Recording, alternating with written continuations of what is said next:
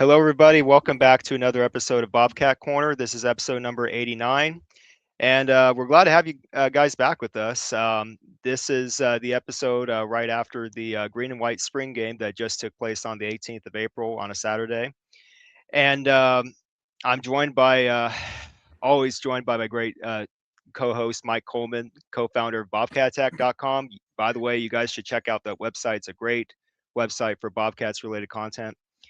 And so we're just going to get started right here reading an article written by Robertson of the Athens Messenger.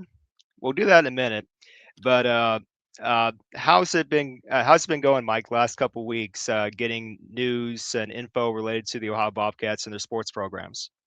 Pretty good. The coverage is not the best because it's in Athens, Ohio, and so um, I'm glad the Messenger's starting to put out information again, and the student newspapers and OUB, they do a pretty good job, and but the coach, I don't think the coaches want to keep a pretty tight lid on, they don't want to say too much about who's doing what or whatever, but it's typical spring, if you ask me.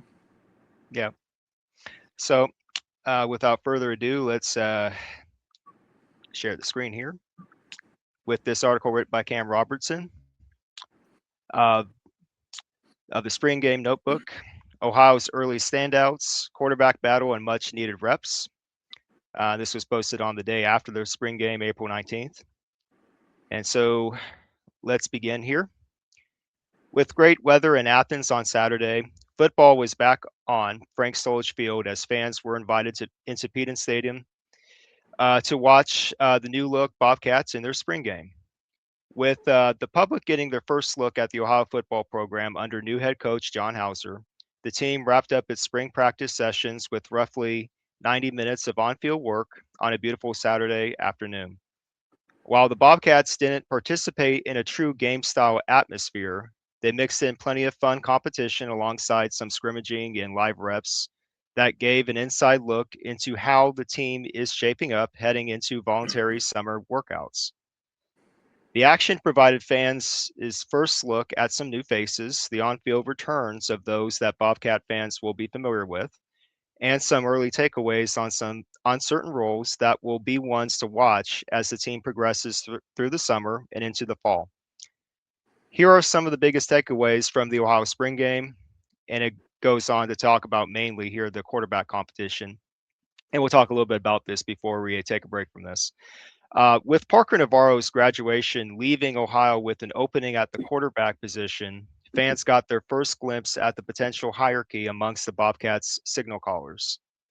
All six of the team's quarterbacks took reps throughout the multiple scrimmage portions included throughout the afternoon, but some names stuck out a little more than others.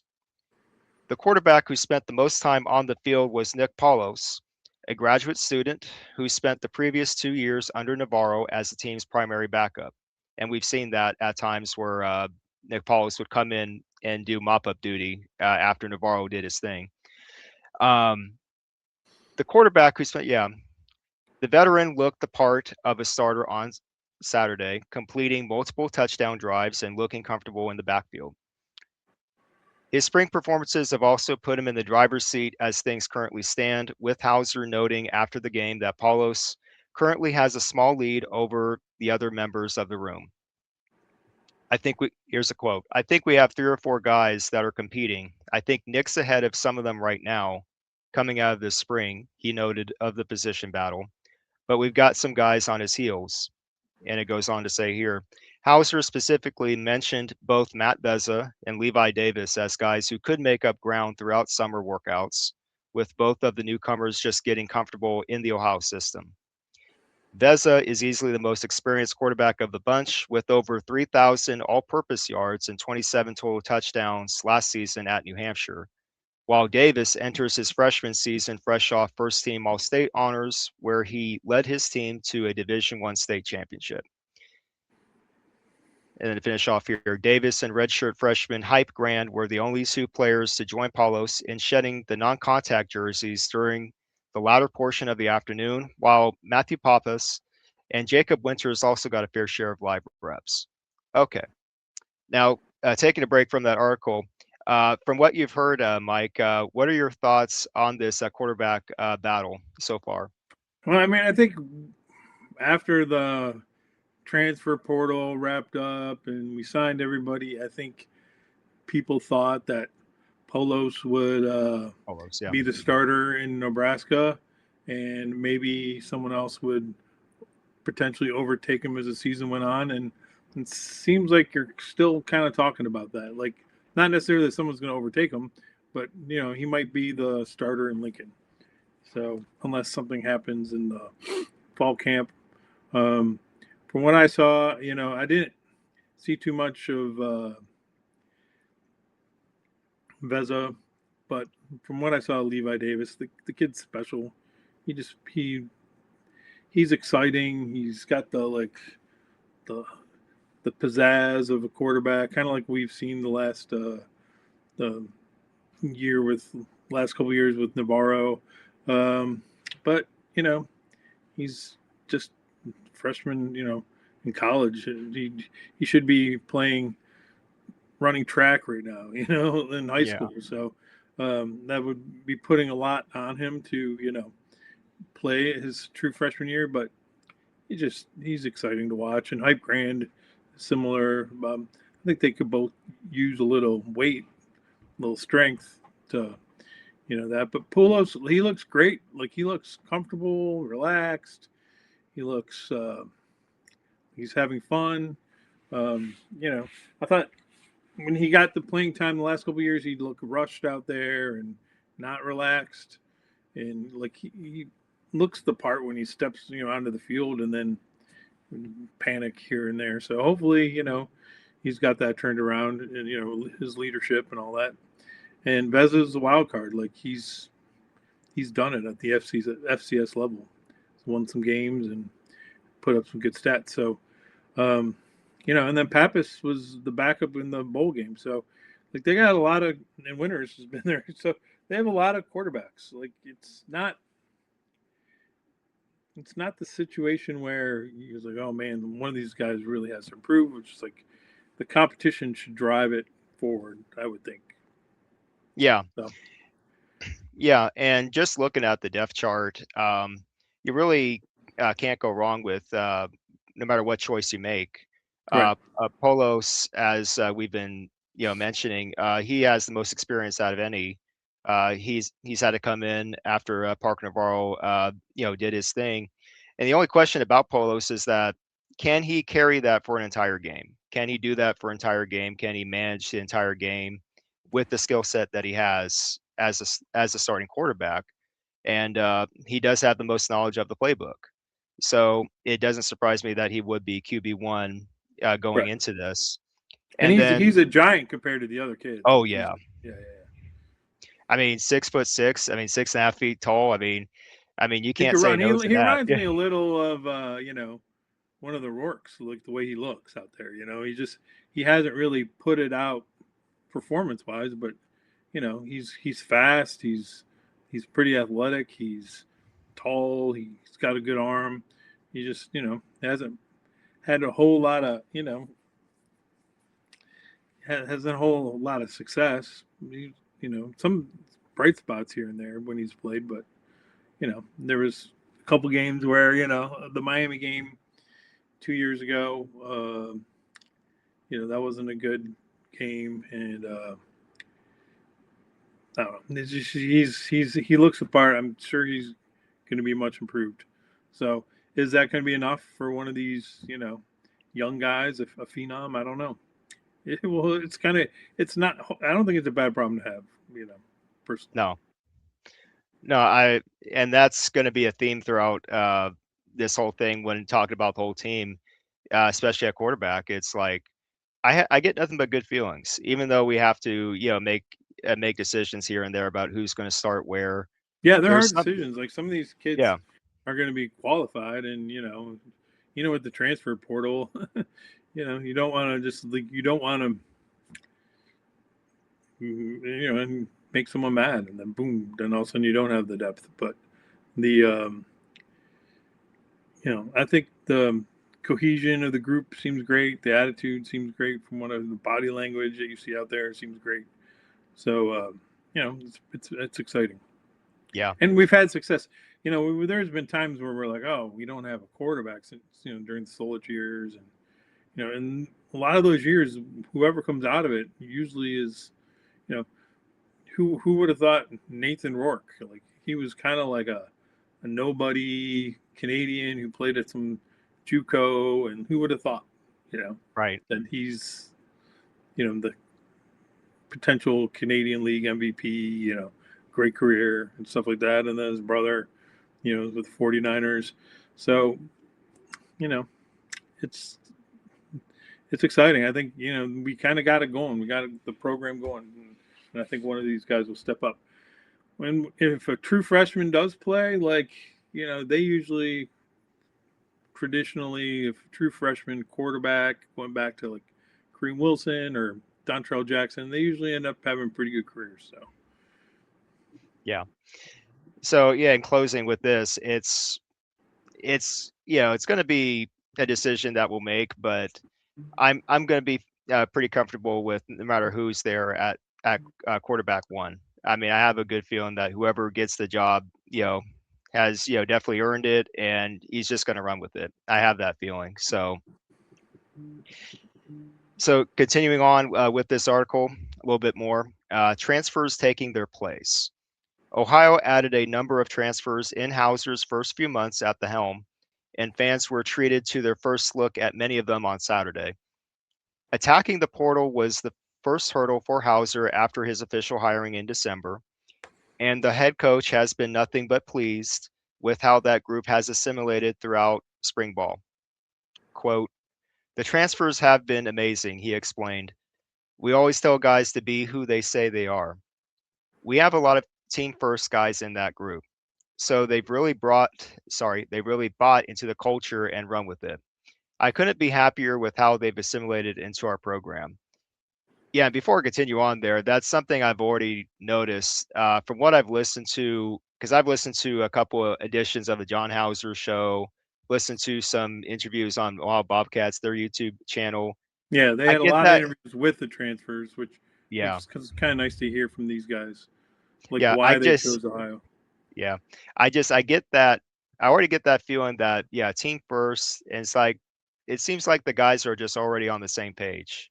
It's like they've already bought in, like Coach Hauser just said. And again, I'm getting quite a few, good feelings about this, when we're reading this.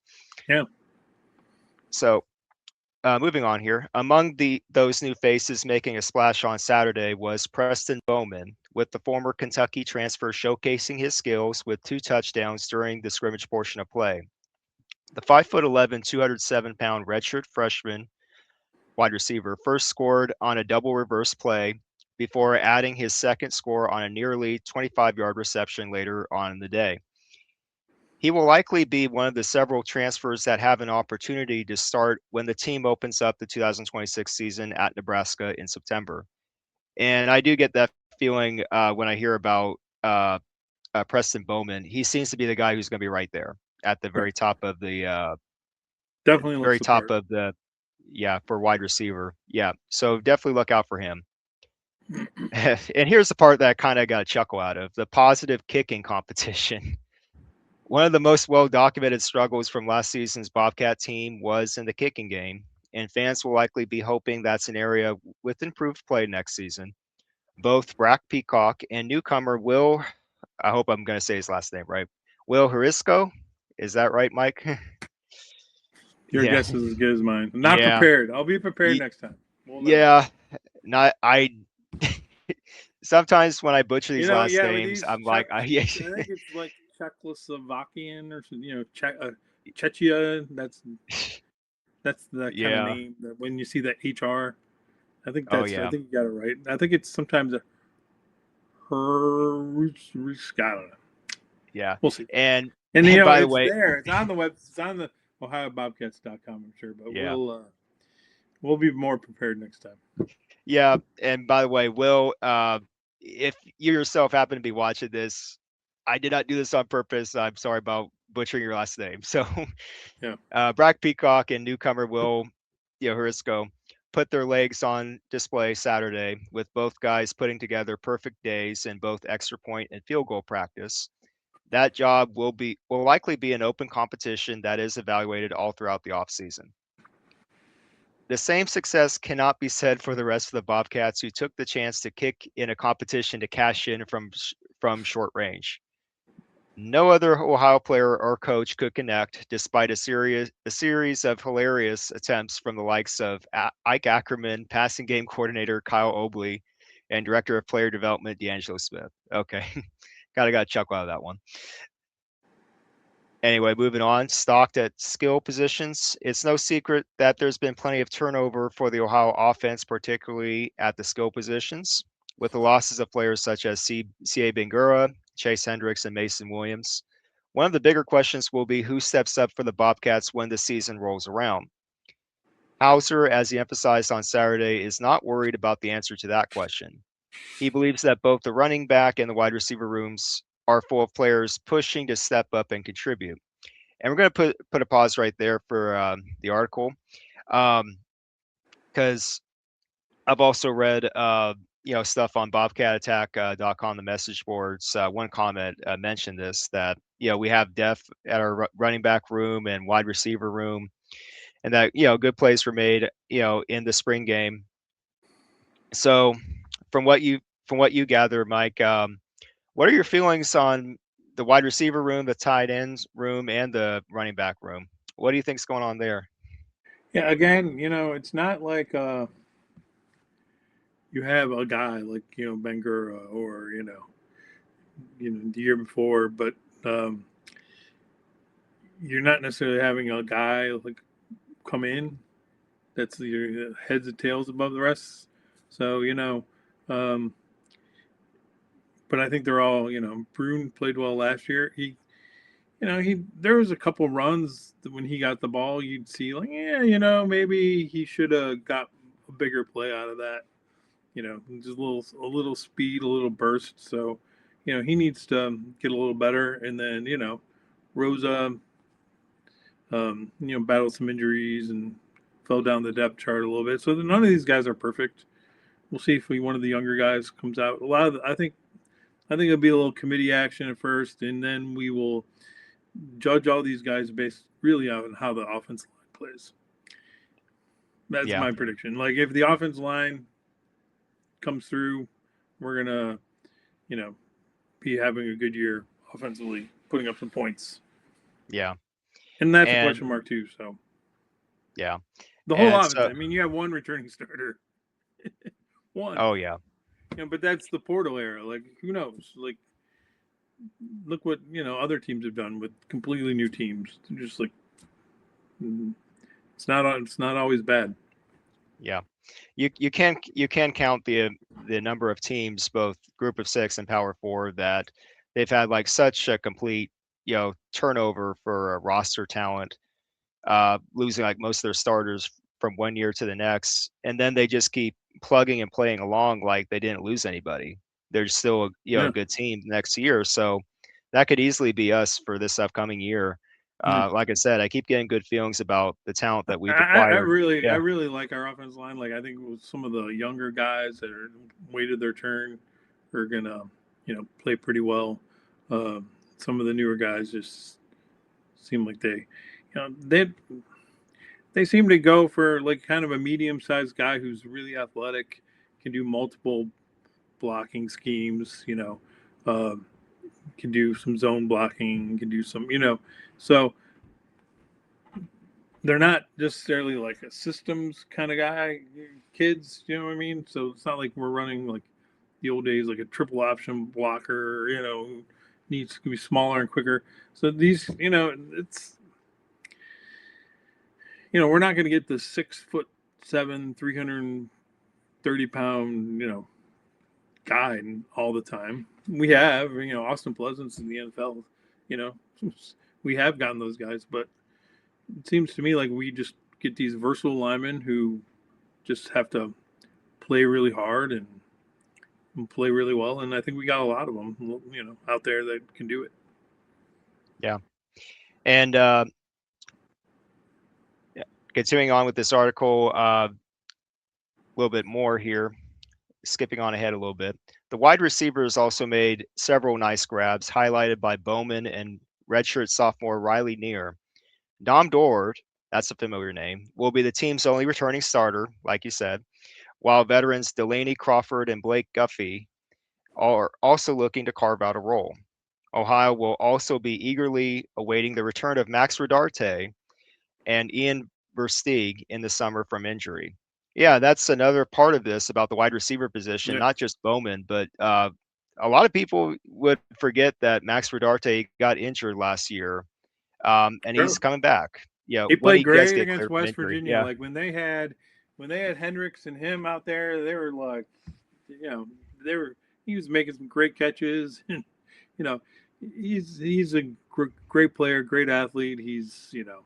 I'm talking about Rodarte, and then some of these walk-ons that have come in, like Riley Neer and Guffey, are great stories. Kind of like. Oh God, like, my name escapes me. We've had these guys in the past, just like walk-ons, and all of a sudden they're playing. You're like, oh, who's this guy? But so we get walk-ons in the program. We got a great class of freshmen coming in, receivers. Um, I would say Pugh is someone who's definitely, from what I've seen, is going to get some playing time. He wasn't mentioned in the article, but you can't necessarily mention anyone. I think he'll do really well. So again, it's like everyone's fighting for this playing time. Um, it just pushes everybody. So we'll see who comes out. Nothing's going to be given to anybody. But Bowman's interesting because he doesn't really look like a receiver. He looks more like a running back. He's 5'10", 5'11", kind of stocky, but the kid just gets open from what I've seen. He just has a separation and strength and great hands, and then he has a burst. I think he's the next potential star receiver.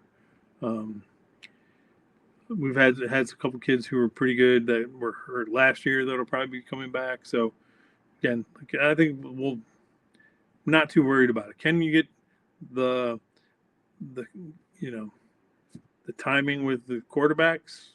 That'll be interesting because I know like Parker and Hendricks, they spent a lot of time together, like kind of to figure out where they were on the field, and especially when the plays broke down. So that'll be interesting to see, with this many quarterbacks and this many receivers, who kind of works with who, and there's a lot. There's a lot to be said, going over the summer workouts and the summer camp.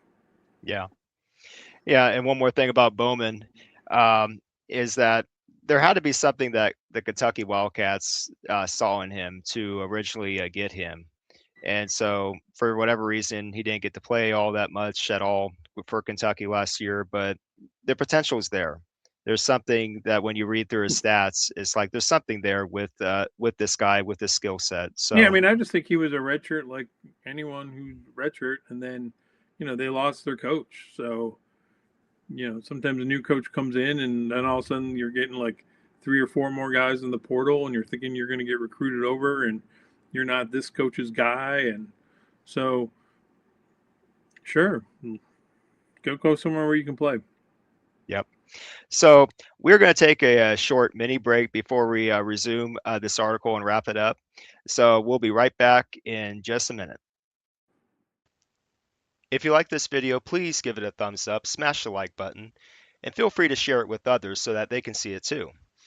And if you're new to this channel, please feel free to subscribe and hit the notification bell so that you can get updates on what I'm doing for this channel. Thank you all so much for your support. Okay, and we're back. So, resuming this article uh, written by Cam Robertson, the Athens Messenger, we're going to be talking about the defense now. Defensive intensity.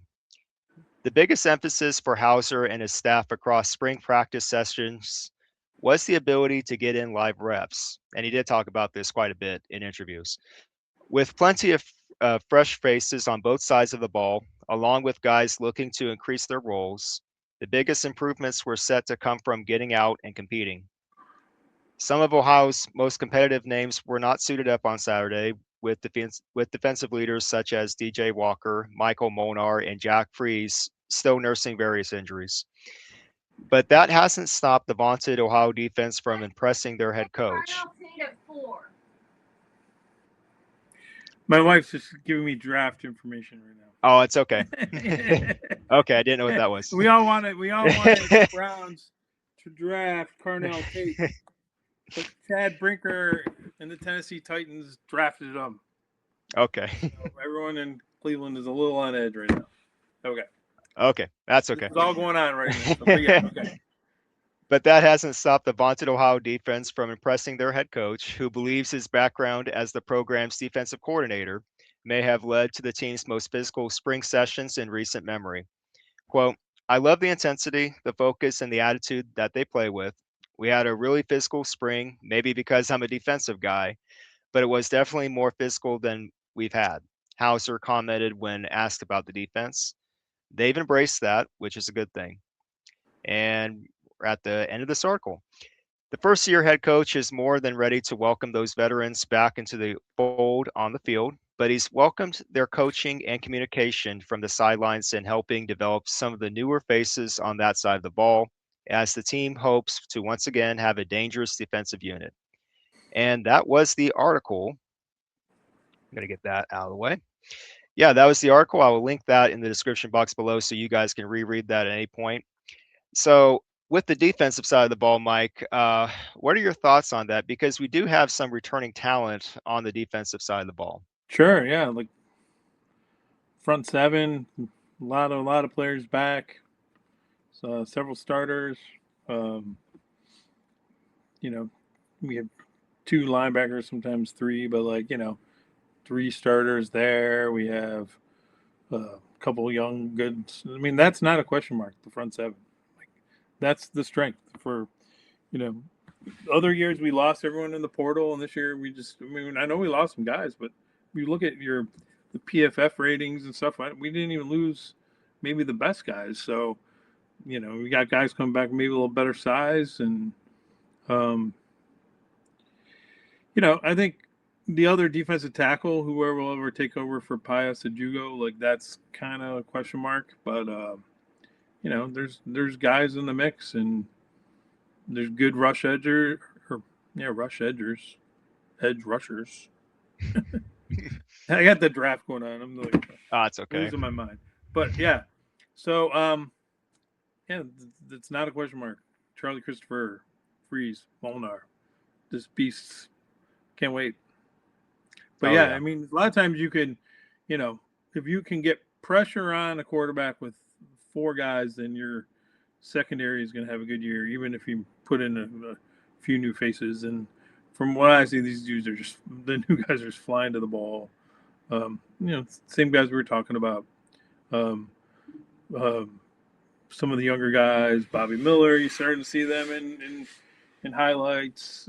Great young talent. Like there's a lot of great guys out there. So, some of them might end up in special teams, which will help because last year special teams coverages weren't that great. So, it's a strength. Defense is a strength. Hauser knows what he's doing. Like you kind of see he was the architect for when he came in. He was the architect. He doesn't really miss on on these transfers, over the last few years since he came in from him and but kind of losing my mind today. But the he doesn't miss on the secondary. He knows what he's doing. He's a great recruiter. Yeah. I definitely, when I look at the linebacker core, we're definitely good to go there. It's just a matter of getting healthy and staying healthy for our linebackers. Sure. And you're an injury away, from all of a sudden it's your hands are up there. But, Yeah, as long as we can stay healthy with our linebackers, we should be good to go there. And going up front to the defensive line, I'm glad Nehemiah Dukes is back with us. Originally entered the portal but came back, so yeah, we got him. And we have promising talent like Ike Ackerman and Brandon Weaver. He is the younger brother of Bradley Weaver. So Mhm. I have to Yeah, think you got that Marsh, you got Herman, you got, I yeah, mean, just these kids are lining up, and you got the newcomer baby, and you just got a lot of kids in there who um, get another transfer from Pickerington came in from Michigan State, so you have a lot of guys, and you know there's been I kind of thankful for the one portal yeah, because it's even the last couple of years this spring you're like, oh man, we got like nobody out there, we gotta find these guys, like, what are we gonna do? But like everyone's kind of in already, like they're already in for it. So in that regard, I think the one portal works. You're yeah, not you're loaded up now, you know exactly where. Now if you have a big hole at this point, I don't know what you're gonna do. So that's I don't think we have that problem though. I think we have a lot of talent, yeah, and the kids bought in, and I don't. There doesn't seem to be a whole lot of attitude problems. yeah. So Yeah, the feeling that I get just from what I've watched, how Bobcats, their own videos, and what I see on social media is, like I said earlier, is that team first mentality. Everybody just seems to be on the same page already. Obviously, you still got to go out there and play the games, but there's just something, like team chemistry. What I'm trying to talk about is that there's something about this team that's like they're just gonna get together and just go at it. There's something they're just gonna go after it, when game day, starts, and it's like a calm after the storm. You know what last year sure, sure, sure. it was what it was last year, but there's like now it's like a calm after the storm. Now we can just focus on football and just focus on the little details and just do what we got to do. And it's a positive vibe. Yeah, and There's something the about it. kids Yeah. who have been here multiple years, you know, 3 years, etc. They've been through a lot. Yeah. Like you had your coach leave right, during the bus ride home. You had Oh yeah. the post, the disaster last year with off field problems with the head coach. You know, 2 years in a row, you go down to a bowl game, you don't know who's going to be your coach. Um, you're got guys hoping for this guy. So 2 years in a row, players got what they wanted. The and then you're just looking and you're expecting to see cracks, but I don't see any so far. Yeah. I mean, unless it's remarkable we've kept the staff. Like going back to the Solich years, some of the staff members have been here a long time, like Ishperding and Coach Izzy and uh, D'Angelo Smith. It's like pretty impressive. Oh yeah. It's like I refer back to the quotes that John Hauser made, even in this article: intensity, focus, and I've heard stuff like great communication, embracing opportunities. I mean, that is what our team's about, just embracing those opportunities and making the most out of something. Um, and yeah, we are battle tested. These last few years alone have really shown us that these guys that are on this team, that have been on this team for a few years, they, you know, next to nothing, Yeah, I feel very little, next to nothing you're less surprises them. likely to perform under pressure. You're more likely to perform well under pressure when you've been through this pressure, and a lot of the pressure is just off the field stuff. So you getting out into the field is like great. You're playing football. Puts a lot of it in perspective. Yeah. So you want the So kids yeah, to go out there and have fun and play, and that's what I saw last year. I just, there was a couple times where we really kind of let little things slip away, like the Western Michigan game and stuff. But they just seemed to bounce back mentally out of that. So, um, good for them. I'm, yeah, I'm looking forward to this year. yeah, I think the schedule is looking, you know, advantageous potentially. So Yeah. Yeah, and we'll definitely get into the schedule on another episode. But just from what I've seen, compared to last year, of course, it's definitely more manageable. Our schedule this yeah, I year. mean, So there's talk that and that was one of the reasons why Alvin left. He looked at the schedule and he's like, if I'm not getting this big raise now, then I'm gonna start. I could start 0-4 next year, or 1-3, and then luckily we started 2-2, and then we could have beat Rutgers. So yeah, you know, could have easily been started like really really well. yeah. So in closing here, I'm going to bring back this little banner. Our bottom line.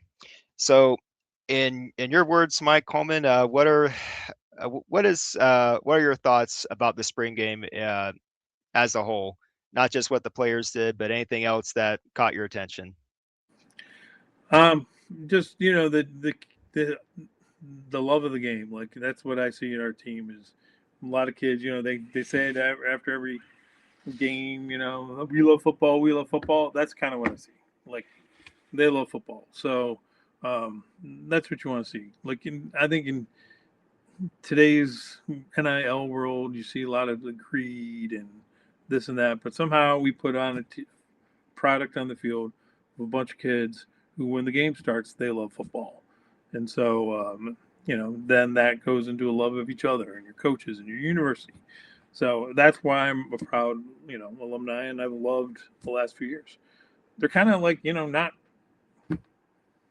guys are coming and going, but they still they get guys who love the game.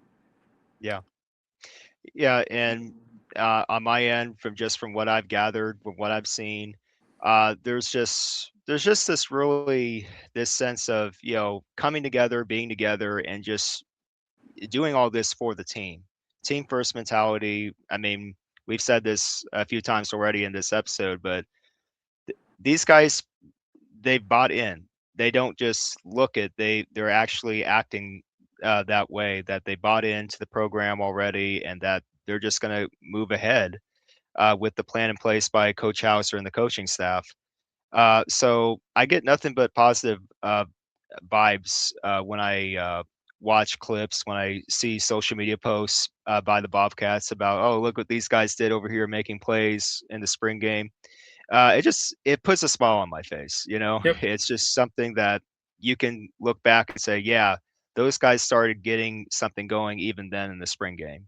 So yeah, Yeah. I mean, it's so got to carry you into the summer, and then it's kids not just showing up, but showing up with enthusiasm and showing up with every day you're going to become a better football player, even if you're just like lifting weights and you're just you know in watching film. So that whole culture moves the whole program forward, and it becomes kind of self-sustaining. So glad to see it. yep. So with that, we are going to wrap up this episode of Bobcat Corner, episode number 89. Uh, Thanks as always, Mike Coleman, for providing commentary on this. It's always a pleasure to do this with you, Mike. Um, and we'll be back very soon enough with more content related to the Ohio Bobcats and college sports in general. Thank you guys so much for watching, and we'll be back soon enough.